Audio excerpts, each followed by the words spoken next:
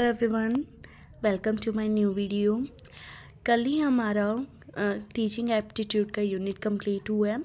उसमें से एक दो कंसेप्ट्स जो इम्पॉर्टेंट है वो मैंने नहीं करवाए क्योंकि वो मैं अपने टेलीग्राम चैनल पर पहले पोस्ट कर चुकी हूँ, तो आप उस चैनल को विज़िट कर सकते हैं और सब्सक्राइब कर सकते हैं। मैं उस चैनल का लिंक इसके डिस्क्रिप्शन बॉक्स में डाल दूँगी। तो आज हम रिसर्च एप्टीट्यूड यूनिट के साथ कंटिन्यू करते हैं। रिसर्च एप्टीट्यूड यूनिट को शुरू करने से पहले हमें रिसर्च का मतलब पता होना चाहिए। तो रिसर्च का मतलब क्या होता है? ये दो वर्ड से बना है। कौन कौन से दो वर्ड से बना है? री प्लस सर्च। री का मतलब क्या होता है? अगेन। सर्च का मतलब ढूंढना। तो मतलब रिसर्च का मतलब क्या बना? अगेन सर्च, कि एक ही चीज़ के बारे में बार बार ढूंढना। किस लिए ढूंढा जाता है? ताकि कि हमें अननोन फैक्ट्स के बारे में पता चले। तो ये अननोन फैक्ट्स के बारे में किसके थ्रू पता लगता है? अगर आप कोई भी साइंटिफिक मेथड का अडॉप्ट करते हैं तब हमें जाके अननोन फैक्ट्स के बारे में पता लगता है। तो रिसर्च का बेसिक मीनिंग क्या है? जब हम बार बार सर्च करते हैं ताकि कि हमें अननोन फैक्ट्स का पता लग सके। ठीक है, अब आप पेपर पॉइंट ऑफ व्यू से पढ़ते हैं कि रिसर्च एप्टीट्यूड में पेपर पॉइंट ऑफ व्यू से क्या इंपॉर्टेंट है। तो प्रोसेस ऑफ रिसर्च आती है, कई बार इसे मोल्ड करके डाली जाती है, कैसे मर्जी ये पूछ सकते हैं। आपा को बेसिक प्रोसेस पता होनी चाहिए। बेसिक प्रोसेस मैं कवर करवाने वाली हूँ। बेसिक क्या है? कई बार ऐसा सेम पैटर्न आ जाता है और आपको बताना होता है कि कौन कौन से स्टेप्स इसके अंदर इन्वॉल्व होते हैं।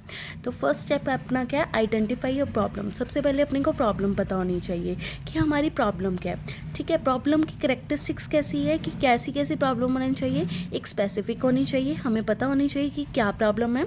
मेजरेबल होनी चाहिए, अचीवेबल होनी चाहिए। ऐसे नहीं कि कोई इम्पॉसिबल थिंग है और उसको आप एज अ प्रॉब्लम ट्रीट कर रहे हैं। रेलिवेंट होनी चाहिए और टाइम बाउंड होनी चाहिए। ठीक है, और सेकंड स्टेप क्या है? Review of literature. लिटरेचर का यहाँ पे मतलब क्या है कि उस चीज़ के बारे में स्टडी करना। स्टडी इन द सेंस कि उसकी हिस्ट्री जानना।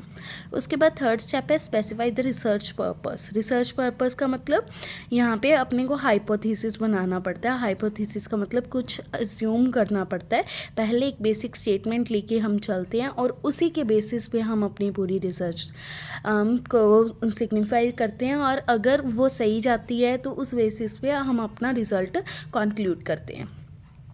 उसके बाद क्या होता है? डिज़ाइन द रिसर्च को डिज़ाइन करने के लिए एक ब्लूप्रिंट की ज़रूरत है। तो डिज़ाइनिंग के लिए ब्लूप्रिंट की हेल्प ली जाती है। तो उसके बाद उसके बाद डाटा कलेक्ट किया जाता है। डाटा दो मेथड्स के थ्रू कलेक्ट किया जाता है। एक होता है प्राइमरी मेथड, एक होता है सेकेंडरी मेथड। प्राइमरी मेथड में क्या होता है? जब हम खुद से डाटा कलेक्ट करते हैं, जैसे हम खुद किसी के पास जाके अपना चीज़ के बारे में पूछते हैं। जैसे कि सीआईडी में होता है। सीआईडी में क्या होते हैं? वो पर्सन टू पर्सन अपना सर्वे करते हैं कि क्या हुआ था यहाँ पे, किसने किसका मर्डर किया था। ठीक है, तो ये क्या है? प्राइमरी मेथड में है। ठीक है, सेकेंडरी मेथड क्या है? हम वेबसाइट से कोई डाटा उठाते हैं और उसी बेस पे आप रिसर्च कर लेते हैं। वो सेकेंडरी मेथड में के अंदर आता है।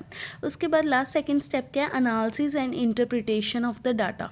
एनालिसिस के लिए आप हमेशा टेस्ट कंडक्ट करवाते हैं। किस लिए कंडक्ट करवाते हैं? ताकि हमें पता चल जाए कि पर्सन कहाँ पे स्टैंड करता है और हमारी प्रॉब्लम कितनी सॉल्व हो चुकी है।